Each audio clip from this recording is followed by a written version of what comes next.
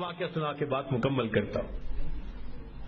ایک بزرگ تھے, حج کے سفر پر گئے.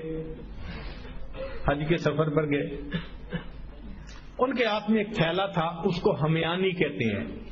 یہ ایسے عورتوں کا پرس ہوتا ہے نا, تو مردوں کے ہاتھ میں ایسے تھیلے ہوتے تھے پہلے, اس میں اپنی ضرورت کی چیزیں ڈال لیتے تھے. تو وہ ہمیانی تھی ان کی, اس میں ان کے پیسے بھی تھے, سارا کچھ تھا. ایک نوجوان آیا اور اس نے جلدی سے دوڑتے ہوئے جو ہمیانی ان سے چھینی اور چھین کے بھاگ گیا. اب وہ بزرگ بڑے حیران کہ کوئی نوجوان میرے پیسے ہمیانی سب کچھ چھین کے بھاگ گیا. تھوڑی دیر انہوں نے دیکھا, پھر اپنے گھر کی طرف چل پڑے. اللہ کی شان کہ جس نے ہمیانی چھینی تھی نا, یہ تھوڑی دور آگے گیا تو اچانک جو اس کے کیفیت ہوئی تو اس کی آنکھوں کی بینائی چلی گئی. کئی دفعہ ہوتا ہے نا, بیٹھا ہوا آدمی اٹھے تو آنکھوں میں اندھیرا آ جاتا ہے, تو اس کی بھی ایسی حالت ہوئی کہ اس کی آنکھوں میں اندھیرا, بینائی چلی گئی. لو جی, اس نوجوان نے تو رونا شروع کر دیا. لوگوں نے پوچھا کیوں روتے ہو؟ کہنے لگا کہ میں نے ایک بندے کا تھیلا چھینا, پیسے چھینے, مجھے لگتا ہے اس نے بد دعا کی, اللہ نے میری بینائی چھین لی. ان کا بھئی وہ بندے وہ کہاں ہے؟ کہنے لگا فلاں حجام کی دکان کے قریب. انہوں نے کہا ہم تمہیں لے جاتے ہیں اور ہم وہاں اعلان کرتے ہیں, اگر وہ وہاں ہوں بڑے میاں تو وہ تمہیں معاف کر دے. چنانچہ وہ اس نوجوان کو لے کر وہاں حجام کی دکان کے پاس آئے. حجام سے پوچھا بھئی ایسا بوڑھا آدمی جو تھیلا لے کے گزرتا تھا, اس نے کہا دن میں 5 مرتبہ نماز کے لیے آتے جاتے ہیں, وہ اگلی نماز کے لیے پھر یہیں سے گزریں گے, تم انتظار کرو.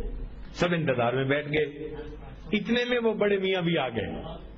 تو جب اس بندے کو بتایا کہ بھئی وہ بڑے میاں آ گئے, لوگوں نے بھی کہا معاف کر دیں, نوجوان نے بھی کہا پلیز مجھے معاف کر دیں. وہ کہنے لگے میں نے تو اسی وقت ہی معاف کر دیا تھا.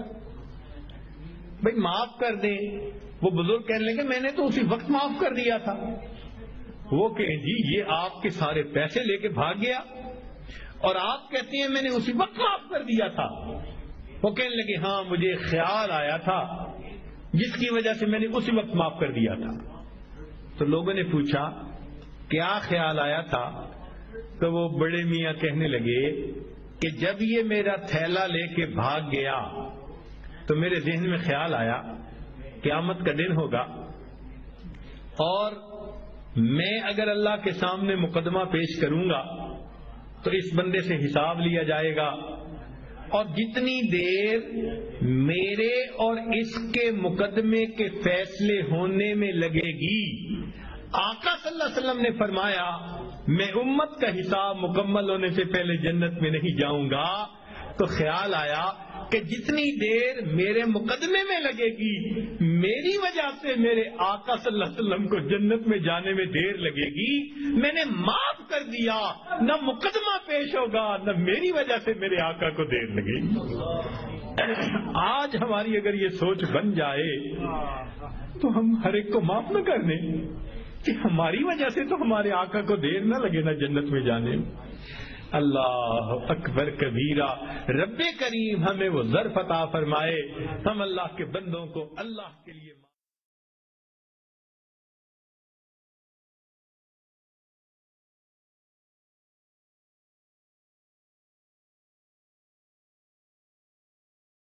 سبحان اللہ. ایک واقعہ سنا کے بات مکمل کرتا ہوں.